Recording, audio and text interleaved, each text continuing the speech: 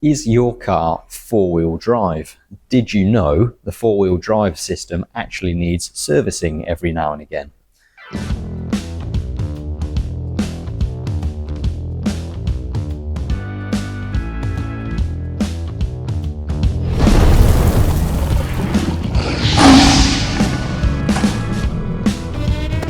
This rather beautiful Jaguar F-Type SVR is no exception with its four-wheel drive system.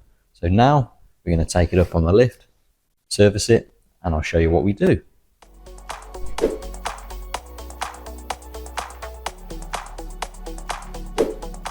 There we have the vehicle up on the inspection lift, and as you can see, I've already removed various shields and covers to give me access to the points where I need to service the all-wheel drive system.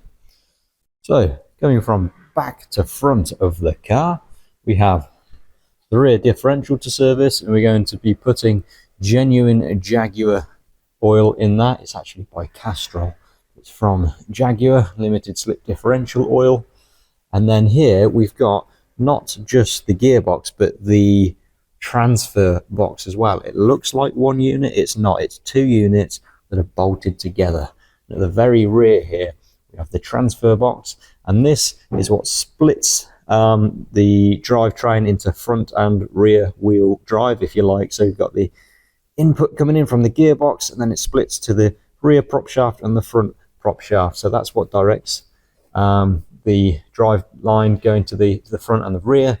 And we're going to be installing, again, genuine Jaguar fluid in there. Here we have the gearbox itself, and we're not just changing the fluid in this, but we're changing, basically putting a service kit on it. This is what the service kit consists of. So yes, we have some fluid. There's more than one bottle of that, by the way. It takes a bit of fluid. And then we've got this, which is the sump with new drain plug. Also contains the seal. This is an integral filter, a gearbox oil filter, and these are fresh new magnets that can pick up any metallic swarf over time, and even some new bolts for it. This is an aftermarket kit. We do have it on our online parts shop. Now this is not from Jaguar. The reason being is Jaguar do not give a service interval for this, but if you want to look after your gearbox, I highly suggest that you do service it, and the fluid we use is the correct grade and contains all the correct additives to look after your gearbox. That's the gearbox. Moving forward to the front, finally we have the front differential. If we follow the drive shafts in, it goes sort of through the sump there, out the other side to this. This is the front differential. Again, we are installing genuine Jaguar oil in this. It doesn't take much, but again, it's well worth servicing.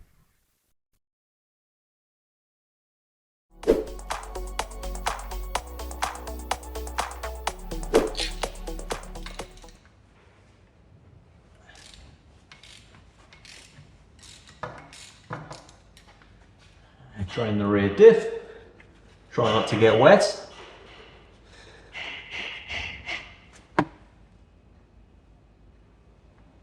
As with many gearbox and drivetrain fill and drain points, the plugs can be magnetic, much like this one, and that grabs any swarf that's gathered over time and stops it from being recirculated round through the gears and wearing them out prematurely. Good, simple little design. So I'll clean that and pop it back in. And the front differential, lovely little access hole they've left us. Wow, that was loose. Okay, I think I needed a ratchet on that to undo it. Slightly concerning.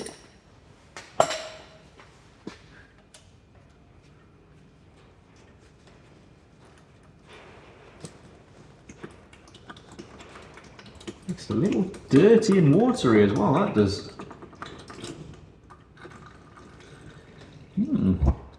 Surprising. A little bit of swarf on there.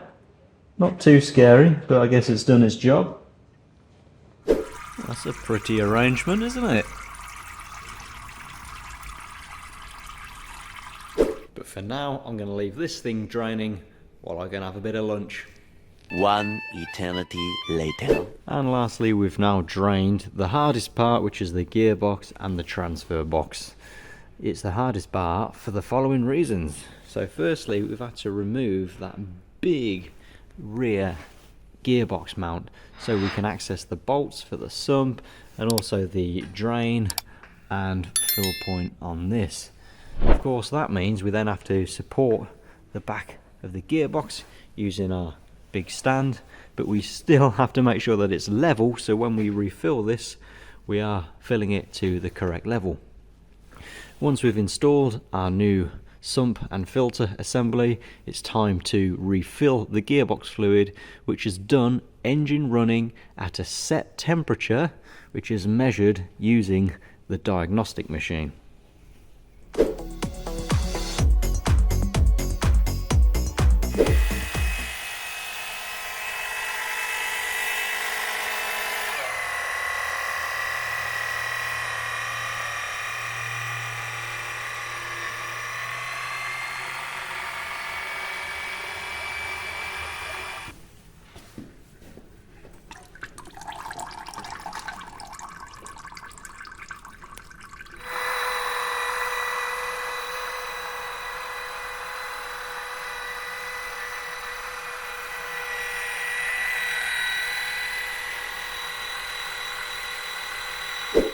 Now it's time to plug in the diagnostics machine. Luckily for me, this is a Bluetooth one, so I can use it outside the car whilst filling the gearbox oil. Now the gearbox sump and filter assembly is all back together. I'm about to start the engine and fill the gearbox. I've also got the diagnostic machine plugged in and I'm reading the transmission fluid temperature. When this reaches a nominal 35 degrees C, that is the point I'm going to reinstall the fill plug, and that is the level set correctly.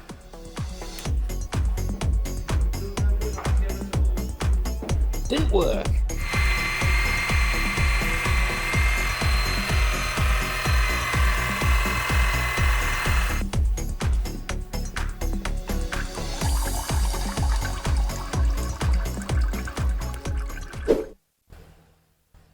Here we are, coming up to 35 degrees, so I'm going to pop this plug back in right now.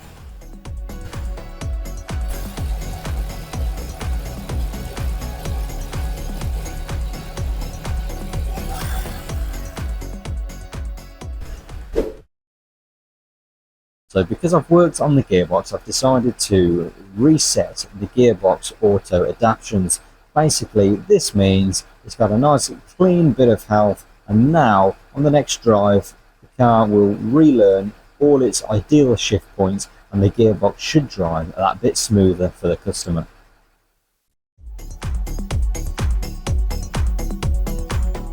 If you need an all-wheel drive service, please do contact us on 0333 090 3484 or give us a message on info@raptorcustoms.com. So that's what goes into servicing the all-wheel drive system on one of these beauties. Hope you guys enjoyed it. Hope you found it interesting and informative. Please do let me know what you think. Thanks for watching Raptor Customs. And if you need an all-wheel drive system service, do get in touch.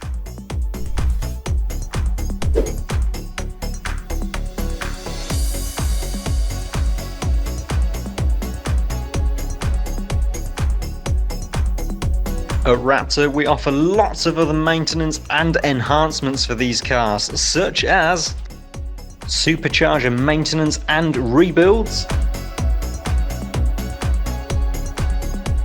5 different levels of tuning available for the supercharged cars. We also have 5 different amazing levels of tuning for the supercharged models. We offer aesthetic enhancements,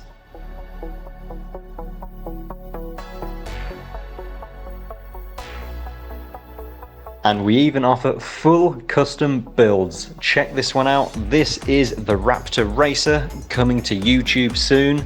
So please remember to click subscribe, turn on your notifications so you can stay tuned and look forward to that one coming soon.